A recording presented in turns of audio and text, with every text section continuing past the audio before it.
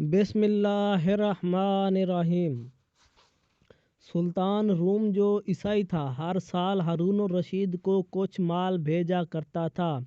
اس نے ایک سال یہ ہیلا کیا کہ چند رہبانیوں کو بھیج کر یہ کہا بھیجا کہ ان عیسائی رہبانیوں سے اگر آپ کے علماء بحث کریں اور ان پر غالب آ جائیں تو مال مقررہ برابر بھیجتا رہوں گا، ورنہ نہیں۔ چنانچہ جب یہ رہبانی ہارون الرشید کے پاس پہنچے تو ہارون الرشید نے دجلہ کے کنارے پر علماء اسلام کو جمع کیا اور ان رہبانیوں کو بھی وہاں بلایا۔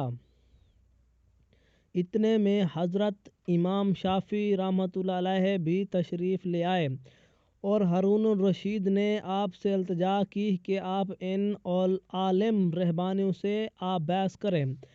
حضرت امام شافعی رحمۃ اللہ علیہ نے یہ سن کر اپنا مسلح کندھے سے اتار کر دریا کے پانی کے اوپر بچھا دیا اور اس پر جا بیٹھا اور فرمایا کہ جو شخص ہم سے بحث کرنا چاہے وہ یہاں آ کر ہم سے بحث کرے۔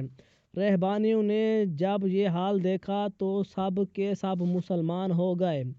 سلطان روم کو جب یہ خبر پہنچی کہ وہ سارے رہب امام شافعی کے ہاتھ پر مسلمان ہو گئے ہیں تو آپ کہنے لگے، شکر ہے کہ وہ امام یہاں نہیں آیا، اگر یہاں آ جاتا تو سارا روم مسلمان ہو جاتا۔